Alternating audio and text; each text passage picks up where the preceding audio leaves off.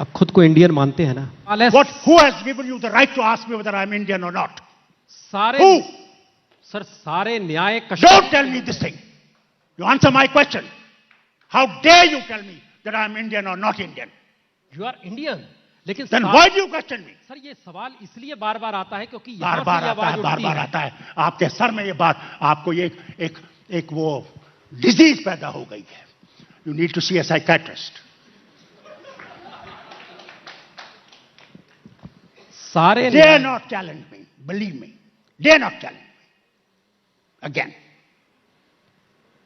हमारा ये सवाल है कि सारे न्याय कश्मीर के गवर्नेंस के भीतर ही कश्मीरियों के साथ होने चाहिए, या कश्मीर से बाहर जब कश्मीरी कोई जाता है तो उसके साथ वो बिहेव नहीं किया जाता है जो देश के दूसरे स्टेट के लड़कों के साथ किया जाता है? क्या ऐसी स्थिति है? क्या आप मीडिया वाले जानते होंगे? आप इसका जवाब खुद दीजिए. तो ये सवाल बार बार उठता है, हम इस सवाल का बार बार सामना करते हैं. तो इंजीनियर बनने आता है लड़का राजस्थान में. हम यही तो जानना चाह रहे हैं कि अगर ऐसी स्थिति है तो रास्ता इसका क्या है? अगर ऐसी स्थिति है, क्योंकि हम खुद देखते हैं दिल्ली में कश्मीरी पढ़ते हैं, 15 अगस्त 26 जनवरी. सुनिए, मैं आपको ये बताऊं, रास्ता एक ही है कि आप अपने दिल से ये निकाल लीजिए कि हम हिंदुस्तानी नहीं हैं. जिस दिन आप अपने दिल से निकाल लेंगे कि हम हिंदुस्तानी नहीं हैं, उस दिन ये नहीं होगा. आप लोगों को शक बैठा हुआ है, उस शक को निकालिए. बड़े बड़े हकीम आए, वैद्य आए, उनके पास शक की गोली नहीं आई. वो शक ने आप लोगों को मार डाला है. सर ये शक है या सियासत है? अब मैं नहीं जानता हूं तुम लोग सियासत खेलते हो या शक खेलते हो, मुझे नहीं पता. तुम लोगों ने बहुत सियासत खेल ली है. खेलते जाओ, तो सियासत तुम खेल सकती हो, खेलो, आराम से खेलो. और ये सियासत क्यों होती है कश्मीरियों को लेकर? क्यों होती है सियासत? ये हुजूर, जो ये खेलते हैं उनसे पूछिए. मैंने कभी ये सियासत नहीं खेली. क्योंकि कश्मीर में जितनी बड़ी तादाद में फौज की मौजूदगी है वह देश के किसी भी सीमावर्ती राज्य में नहीं है. यहां तक कि बॉलीवुड की फिल्म भी बनती है तो उसमें भी इस बात का जिक्र होता है कि कश्मीरी किस अवस्था में रह रहा है. वो फिल्म सेंसर बोर्ड पास करती है, फिल्म हम लोग देखते हैं. तो जो कश्मीर को लेकर जो सवाल स्क्रीन से लेकर जिंदगी में हकीकत में जमीन पर देखे जाते हैं, ये सवाल को क्यों नहीं रोका जा रहा है? हम ये आपसे जानना चाह रहे हैं. मुझसे क्यों जानना चाहते हैं? मुश्किलात है, उनसे पूछो जिन्होंने शिमला एग्रीमेंट किया है, जिन्होंने ताशकंद एग्रीमेंट किया है, लाहौर एग्रीमेंट किया है. उनसे पूछो. फारूक अब्दुल्ला से क्यों पूछते हो? मैंने कोई एग्रीमेंट नहीं किया. उनसे पूछो. यानी इस दौर में जब कश्मीर को लेकर सवाल उठेगा तो पाकिस्तान का जिक्र नहीं होना चाहिए? क्या मैंने शिमला एग्रीमेंट लिखा? क्या मैंने ताशकंद एग्रीमेंट लिखा? क्या मैंने लाहौर एग्रीमेंट लिखा जिसमें कि कश्मीर का नाम है? यूनाइटेड नेशंस में कौन गया? फारूक अब्दुल्ला गया या दिल्ली के राजे गए? कौन गया? जहां पे हम लोगों को, दोनों को, पाकिस्तान को और हिंदुस्तान को, दोनों को एक ही पेडेस्टल पे रखा. न किसी को अग्रेसर कहा, न किसी को कहा ये अग्रेस्ट है. तो जिम्मेवार कौन है? फारूक अब्दुल्ला. हम इस बात का जिक्र बार बार मौजूदा वक्त से इसलिए करना चाह रहे हैं क्योंकि कश्मीर भारत का अभिन्न अंग है. बावजूद इसके वहां सेना मौजूद है सबसे ज्यादा. बावजूद इसके उस पार से टेररिस्ट इस पार आ जाता है, उस बार से उस तरफ से सीमा पार से टेररिस्ट इधर आ जाता है. कैसे आ जाता है? जब इतनी ट्रूप्स हैं आपकी, जब इतनी फौज है, इतनी बीएसएफ है, इतनी पुलिस है, कैसे आ जाता है?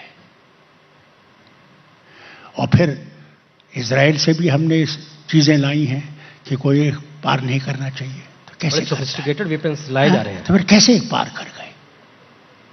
ये सब ये पूछना चाहते हैं. ये खरबों रुपया जो खर्चाया जा रहा है, ये कैसे आ रहा है?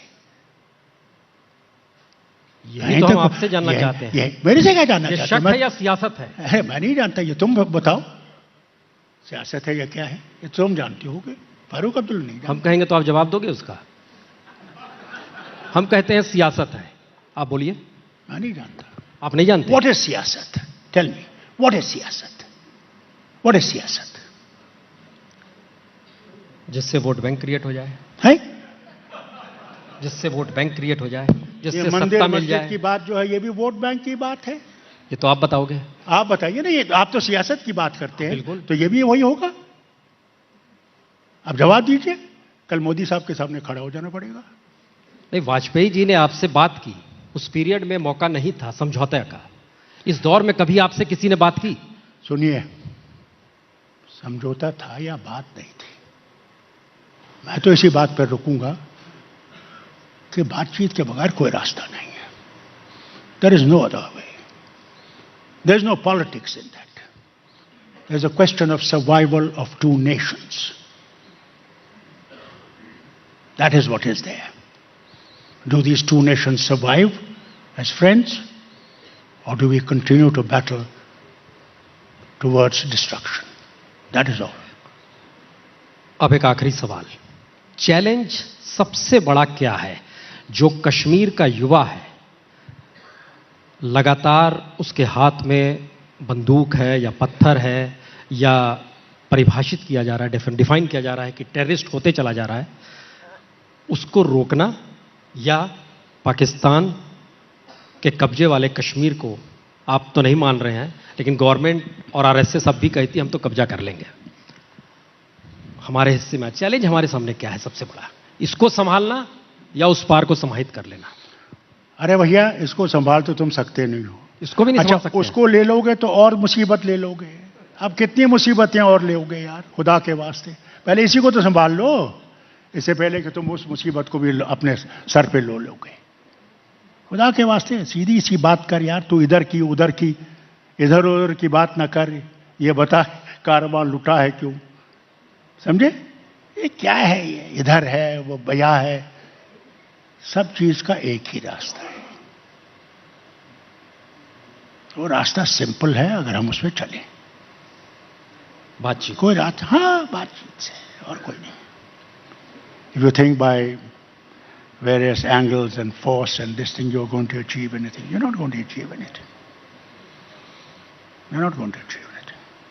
It's never going to be achieved.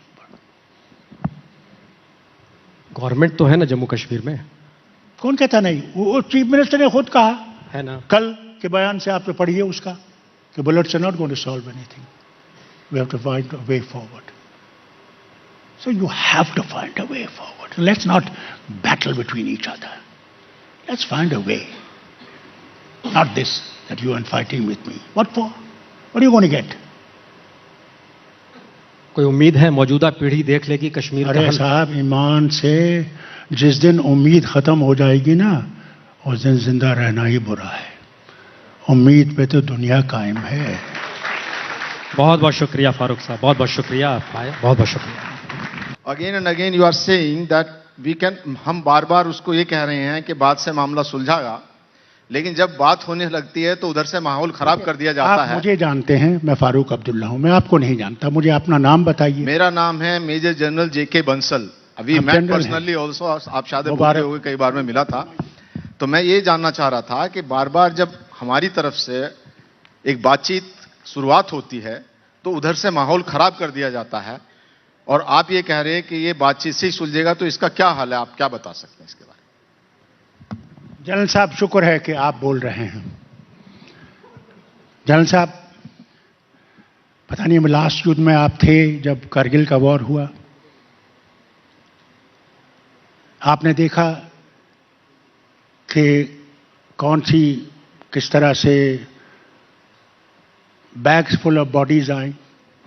मैं उस वक्त खुद करगिल गया, और जब मैं करगिल गया, जनरल साहब मेरे साथ थे, GOC 15th को, और हम पहुंचे बटालिक में, हमारे बंकर्स में वो बैठे हुए थे, और वहां जो ब्रिगेडियर साहब थे वो मुझसे कहने लगे कि डॉक्टर साहब, हम लोग वो बंकर ले लेंगे, मगर बहुत से हमारे सिपाही और अफसर मारे जाएंगे, क्योंकि कोई वहाँ दरख्त नहीं है, हमें रात को चढ़ना पड़ता है, और वो ऊपर से गोलियां बरसाती हैं, इसलिए कोई और रास्ता नहीं है किसी भी तरीके से हमें एयरफोर्स की मदद होनी चाहिए। तो सुन लीजिए, मैंने वहां से जब आया तो मैं द्रास में उतरा। द्रास में टाइगर हिल से वो फायर कर रहे थे, जो हमारी पहाड़ी थी, और हम उतर गए तो हेलीकॉप्टर उड़ गया, हम बंकर के अंदर नीचे चले गए। वहां भी ब्रिगेडियर साहब कमांड में थे।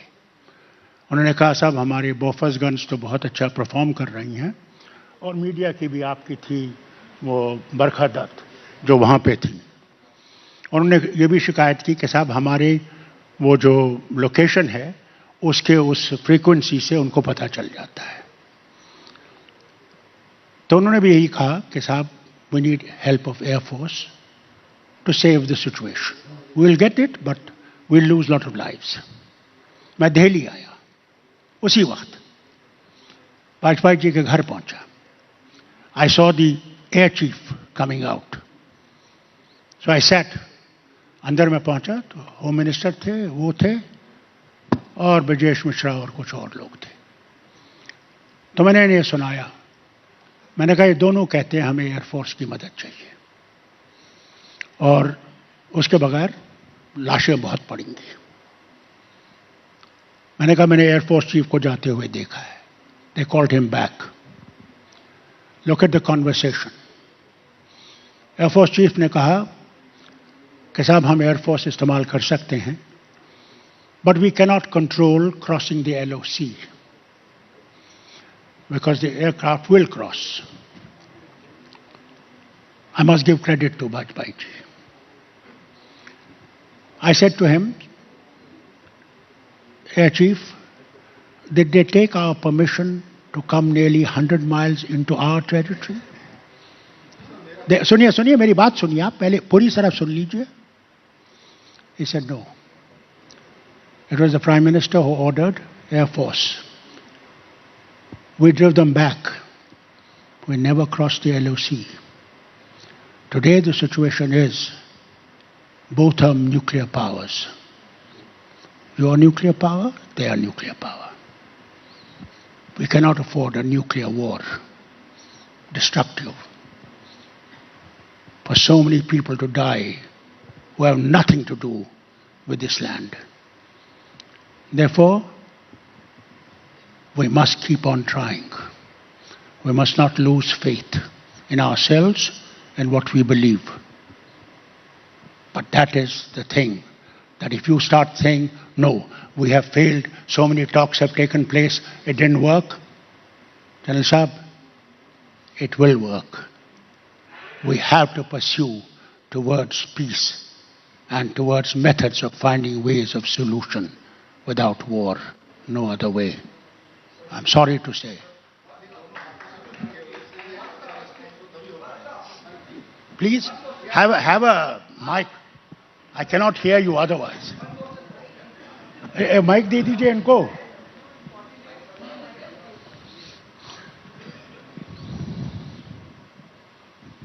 सर, मैं PK Mishra from Vivekananda international foundation से। मेरा क्वेश्चन है कि जो पहले बार जो मिलिटेंसी शुरू हुआ 1988, 89, 90 में 87, बिल्कुल उस टाइम पे तकरीबन हजारों तादाद में हमारे यूथ्स, मैं ये नहीं बताऊंगा कश्मीरी यूथ्स, हमारे यूथ बटमालू बस स्टैंड से बस में लोड हुए तंगधार बॉर्डर में क्रॉस करके मुजफ्फराबाद में गए थे। उस टाइम पर मैं कश्मीर में सियासत में कौन बैठा था, क्यों वहां पर, मैं यही पूछ रहा हूं। क्या तकलीफ था कि आप उनको रोक नहीं सके? आज यहां पर बता रहे हैं क्या तकलीफ था, और आप क्यों उसमें नाराजगी अभी बता रहे हैं, क्यों रोक नहीं सके, जिसके वजह से ये शुरू हुआ? नहीं तो शुरू नहीं हुआ। सुनिए ना, मेरी बात भी तो सुनिए। अब आपने सवाल तो बड़ा अच्छा किया है, मगर जवाब भी टेढ़ा सुनिए, आप हैरान हो जाएंगे। लड़ कौन रहा था उनसे? कौन लड़ रहा था? आप नहीं लड़ रहे थे, मैं लड़ रहा था। 1500 मेरे मिनिस्टर्स, मेरे वर्कर्स मारे गए इस झंडे को बुलंद करने के लिए। वो आपने नहीं देखा? आपने ये नहीं देखा जब उन्होंने मेरी असेंबली पे अटैक किया? आप पार्लियामेंट को तो याद करते हैं जहां 11 लोग मारे गए, मगर कभी कश्मीर असेंबली को याद किया जहां 40 लोग मारे गए? याद किया? हम लोगों ने कम कुर्बानियां नहीं दी, ये मत पूछिए। खून बहा है हमारा, आपका नहीं बहा।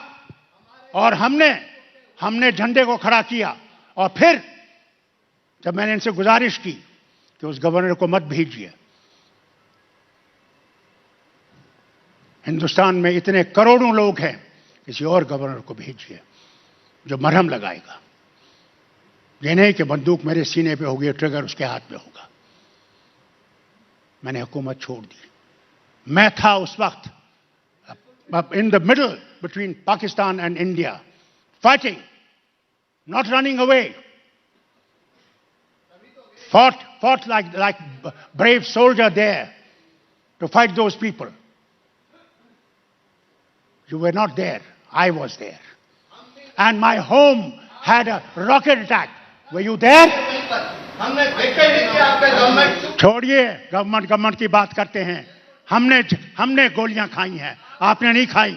और फिर कहते हो कि आपने क्या किया।